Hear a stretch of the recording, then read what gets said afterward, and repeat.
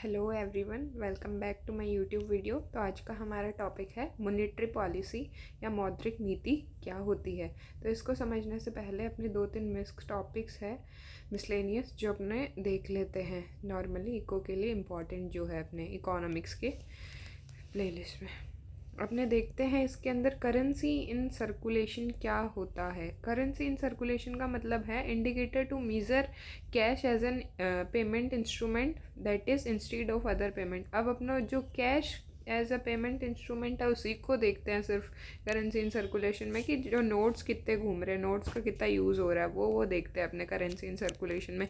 अपने जो चेक से पेमेंट होती है नेफ्ट आरटीजीएस वो सारा करेंसी इन सर्कुलेशन में काउंट नहीं करते हैं। तो आपको पता होना चाहिए करेंसी इन सर्कुलेशन में अपने सिर्फ नोट्स को देखते हैं कि उनका पेमेंट वो as a payment instrument market में कितना है, कितना काम कर रहे हैं।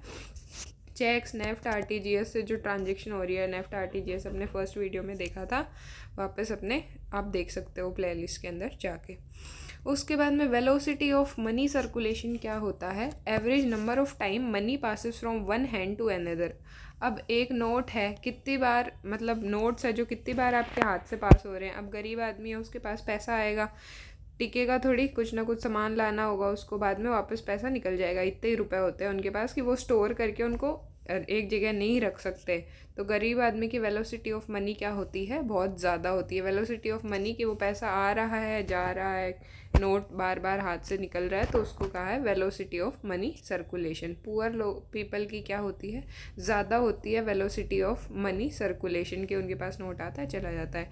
और वैसे ही डेवलप्ड कंट्रीज़ में जो विकसित देश है उनके अंदर क्या होता है। अब ये थोड़ा सा इसको ध्यान रखना अपनों को। कायदे से तो लगेगा कि वेलोसिटी कम होनी चाहिए कि उनके पास तो पैसा होता है अमीरों के पास, ये डेवलप्ड कंट्रीज़ के पास तो, लेकिन उनका क्या है डेवलप्ड कंट्रीज़ का कंज्यूमरिस्ट लाइफस्टाइल है। अब उनको वीकली पेमेंट मिलती है, वीकली पेमेंट अपने वो क्लब वगैरह, या फिर उनका ऐसा लाइफस्टाइल है कि उसी वीक के अंदर वो सारा पैसा अपना उड़ा देते हैं। तो ऐसे अपनों को देखना है कि जो डेवलप्ड कंट्रीज़ है उनके अंदर भी क्या है, वेलोसिटी ऑफ मनी ज़्यादा है, ज़्यादा टाइम तक पैसा टिकता नहीं है, निकल जाता है हाथों से। और बूम पीरियड के टाइम पे भी क्या होगा, वेलोसिटी ज़्यादा होगी, अपने आप को याद रखना है। उसके बाद में अपना आता है मॉनेटरी पॉलिसी का टॉपिक। तो उससे पहले ये बूम पीरियड का भी देख लो। बूम पीरियड में वेलोसिटी ऑफ मनी ज़्यादा क्यों होती है, क्योंकि अपने क्या करते हैं, ज़्यादा रॉ मटेरियल परचेज करेगी, तेज़ी है तो पैसा भी बहुत है, ज़्यादा रॉ मटेरियल परचेज करेंगे, ज़्यादा लोगों को हायर करेंगे तो वेलोसिटी ऑफ मनी भी ज़्यादा होगा। अब मॉनेटरी पॉलिसी एक ऐसी पॉलिसी है जिससे आरबीआई डिसाइड करता है कि आगे अपनों को क्या करना है, मनी सप्लाई को बढ़ाना है, मार्केट में कितना पैसा डालना है, बैंकों का ब्याज दर क्या हो उसके लिए। ये सारी चीज़ें कौन डिसाइड करता है, आरबीआई डिसाइड करता है मौद्रिक नीति या मॉनेटरी पॉलिसी से। मैक्रो इकोनॉमिक पॉलिसी है, डिज़ाइंड बाय सेंट्रल बैंक की आरबीआई ने डिज़ाइन की है टू मैनेज मनी सप्लाई को, कि मनी सप्लाई कितनी है, मार्केट के अंदर पैसा कितना है उसको देखने के लिए, या इंटरेस्ट रेट जो है अपना ब्याज दर कितनी रहेगी बैंक्स की जिस ब्याज पे वो लोन देंगे। और क्या हेल्प करती है इन्फ्लेशन में, कंजप्शन में, सेविंग में, इन्वेस्टमेंट में, इन सारों में कि इन्फ्लेशन बढ़ेगी या कम होगी, कंजप्शन लोग ज़्यादा करेंगे कम करेंगे, लोग सेविंग की तरफ ज़्यादा जाएंगे, या फिर कोई कैपिटल फॉर्मेशन में इन्वेस्ट करेंगे, कैपिटल बनाने के अंदर, मतलब बिल्डिंग हो गई या फिर कोई गाड़ी परचेज कर ली, ऐसी कोई भी कैपिटल। अब मिल्टन फ्रीडमैन नाम का बंदा था जिसने इस कंसेप्ट को, मॉनेटरी पॉलिसी के कंसेप्ट को पॉपुलराइज किया था। फैक्चुअल है, थोड़ा बहुत याद रख सकते हो। उसके बाद RBI tries to keep inflation. अब आरबीआई क्या करता है, इन्फ्लेशन को 2 से 6, महंगाई को 2 से 6 के बीच में रखने की कोशिश करता है। 2 से 6 किसका, जो सीपीआई ऑल इंडिया है, अपनी कंज्यूमर प्राइस इंडेक्स है ऑल इंडिया, उसके 2 से 6% तक रखने की कोशिश करता है आरबीआई इन्फ्लेशन को। बाई मंथली मॉनेटरी पॉलिसी है, आगे अपने पूरा अच्छे से देखेंगे क्या इसका कोटा है क्या नहीं है। अब made by it 6 member statutory monetary policy committee. अब मॉनेटरी पॉलिसी बनाने के लिए एक कमेटी है, कौन सी, मॉनेटरी पॉलिसी कमेटी। इसके बारे में अपने अच्छे से जानते हैं मॉनेटरी पॉलिसी कमेटी क्या होती है। 6 मेंबर होते हैं, 3 आरबीआई साइड के, 3 गवर्नमेंट साइड के। आरबीआई साइड के 3 मेंबर कौन कौन से होते हैं, आरबीआई का गवर्नर, डेप्यूटी गवर्नर और एक ऐसा पर्सन जिसको आरबीआई ने नॉमिनेट करा है। नामांकित किया है उसका। आरबीआई एक्स ऑफिशियो, आरबीआई का गवर्नर एक्स ऑफिशियो होगा, मतलब अगर वो जब तक वो आरबीआई की गवर्नर की पोस्ट पे है तब तक वो सेम पोस्ट पे रहेगा। एक्स ऑफिशियो का मतलब ये है कि एक पोस्ट पे अगर वो आप हो तो दूसरी पोस्ट पे भी आप चले जाते हो। अब their tenure tied with their ex officio tenure, उनका टेन्योर एक्स ऑफिशियो टेन्योर के साथ है कि जब तक वो गवर्नर है तब तक वो यहाँ भी चेयरपर्सन या कुछ भी रहेगा जो इसमें दिया हुआ है। अब गवर्नमेंट साइड के भी 3 मेंबर होते हैं, 4 ईयर्स का टर्म होता है उनका, याद रखना थोड़ा ये रीअपॉइंटमेंट वाला, ये वाली सारी चीज़ें एग्ज़ाम पर्सपेक्टिव से इंपॉर्टेंट है अपने लिए। 4 साल का टेन्योर होता है और एक बार अगर अपॉइंट हो गए तो वापस नहीं हो सकते, याद रखना, नो रीअपॉइंटमेंट। कौन करती है? सर्च कम सिलेक्शन कमेटी करती है इनका अपॉइंटमेंट 3 मेंबर्स का, जिसका हेड होता है कैबिनेट सेक्रेटरी, कैबिनेट सचिव। अब मीटिंग देख लो, 4 पर्सन, मीटिंग के लिए कॉरम होता है कि इतने लोग अवेलेबल होंगे तो ही मीटिंग होगी, तो 4 पर्सन होने चाहिए गवर्नर को मिला के। अब legally required to hold for meetings in a year, 4 meetings होनी चाहिए 1 साल के अंदर, ये लीगली रिक्वायर्ड है। लेकिन अपने क्या करते हैं, बाई मंथली हर 2 महीने से अपने मीटिंग बिठा लेते हैं, मतलब टोटल 6 मीटिंग होती है। अब ये याद रखना मिनिमम 4 होनी ज़रूरी है, अपने प्रैक्टिकली इससे ज़्यादा ही रख लेते हैं प्रैक्टिस में। और रेपो इससे डिसाइड करते हैं अपने, रेपो या पॉलिसी रेट किससे डिसाइड होती है? अब मेजॉरिटी से डिसाइड होती है, किसी के पास विटो पावर या ऐसा कुछ भी नहीं है, जो मेजॉरिटी बोलेगी 6 मेंबर में से 4 बोल रहे हैं वही होगा। अब अगर टाई हो जाए कि 3 इसको फेवर कर रहे हैं कि ऐसी पॉलिसी बनाओ, 3 इसको कर रहे हैं कि ऐसी पॉलिसी बनाओ, तो उसमें क्या होगा, गवर्नर के पास एक कास्टिंग वोट होगा, मतलब अब जिस साइड गवर्नर वोट करेगा उसी साइड पॉलिसी बन जाएगी। अब committee must publish it's minute, अब कमेटी को 14th डे पे, हर 14th डे पे अपना मिनट पब्लिश करना होगा, बताना होगा कि ये इसके अंदर सारी चीज़ें हमने लिखी है। अनमॉनिटरी पॉलिसी रिपोर्ट और मॉनिटरी पॉलिसी की रिपोर्ट हर 6 महीने के अंदर प्रेजेंट करनी होगी, एट एवरी 6 मंथ।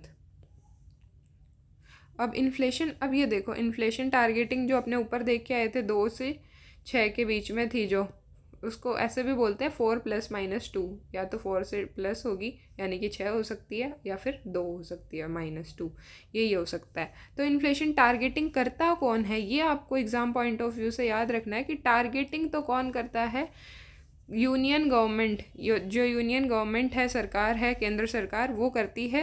किससे कंसल्ट करके? आरबीआई गवर्नर से कंसल्ट करके। और अब इसको टारगेटिंग को कंट्रोल कौन करेगा? अब ये तो इसने गवर्नमेंट ने बता दिया कि 2 से 6 के बीच में इतनी रखो, लेकिन उसको सेट करके कौन रखेगा, वो काम करेगा आरबीआई। तो क्वेश्चन में है इन्फ्लेशन टारगेटिंग कौन करता है, तो यूनियन गवर्नमेंट करती है, सेंट्रल गवर्नमेंट करती है अपनी। प्रेजेंट में 2 से 6 के बीच में है सीपीआई ऑल इंडिया, आपने देख लिया, consumer price index all India का है, उसके अकॉर्डिंग। अब टारगेटिंग कितने सालों के लिए होती है, एक बार कर ली तो 5 साल चलेगी। अभी 2020 से 26 तक है अपना, 31 मार्च 2026 तक है। 20 में अपनों ने टारगेट लिया था, अब 26 में वापस चेंज हो जाएगा तीसरे महीने में। इफ़ टारगेट फेल्स, अगर टारगेट फेल हो जाता है ये 4 + -2 वाला, तो अगर 3 कॉन्जिक्यूटिव क्वार्टर्स तक, मतलब 9 महीनों तक अगर टारगेट फेल हो जाता है, तो कमेटी को रिपोर्ट देनी पड़ेगी गवर्नमेंट को कि कारण क्या है फेल होने का, और अब इसको ठीक कैसे किया जाए, रीजंस और रेमेडी दोनों चीज़ें बतानी पड़ेगी। और ऐसा पहले हुआ है, 2022 के टाइम पे टारगेट इधर उधर हो गया था, फिर उनको गवर्नर औरों को गवर्नमेंट के पास रिपोर्ट भेजनी पड़ी कि भाई ऐसे ऐसे है, अब हम इसको ऐसे सेट कर लेंगे। अब देखो ये मॉनेटरी पॉलिसी जब कमेटी जब भी बैठती है तो एक स्टांस लेके खड़ी होती है। स्टांस मतलब एक स्टैंड लेगी कि हम आगे क्या करने वाले हैं, कि रेपो रेट को कम करेंगे, ज़्यादा करेंगे। रेपो रेट क्या है? जिस रेट पे बैंक आरबीआई से लोन लेता है उसको रेपो रेट कहते हैं। कल का भी अपना टॉपिक वही रहेगा, तो अपने देख लेंगे उसको अच्छे से।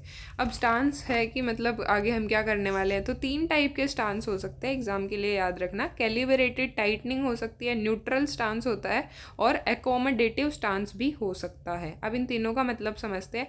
टाइटनिंग से समझ लो कि रूल्स टाइट करने की कोशिश करेंगे, तो अब क्या करेंगे, रेपो रेट को बढ़ा सकते हैं वो, और या फिर उसको अनचेंज रख सकते हैं कि जितनी है अभी तो उतनी ही बाद में रहेगी। 4% मान लो तो आगे भी 4% ही रह रही है, ऐसा कर सकते हैं। कैलिब्रेटेड टाइटनिंग में या तो बढ़ा सकते हैं या फिर अनचेंज रख सकते हैं।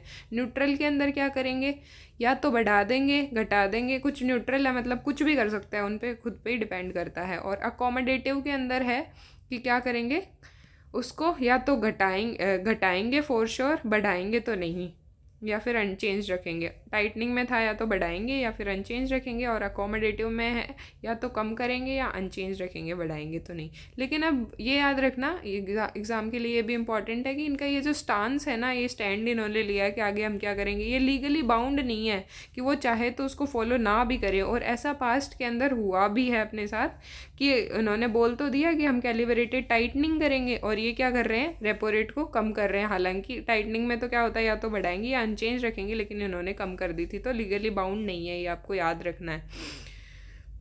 उसके बाद में 2025 में अभी क्या चल रहा है, न्यूट्रल स्टांस चल रहा है कि कुछ भी कर सकते हैं। और मॉनेटरी पॉलिसी कमेटी, ये याद रखना कि सिर्फ रेपो रेट ही डिसाइड करती है, और CRR क्या होता है, SLR क्या होता है, कल के वीडियो में देखेंगे। ये सारी चीज़ें मॉनेटरी पॉलिसी कमेटी डिसाइड नहीं करती है।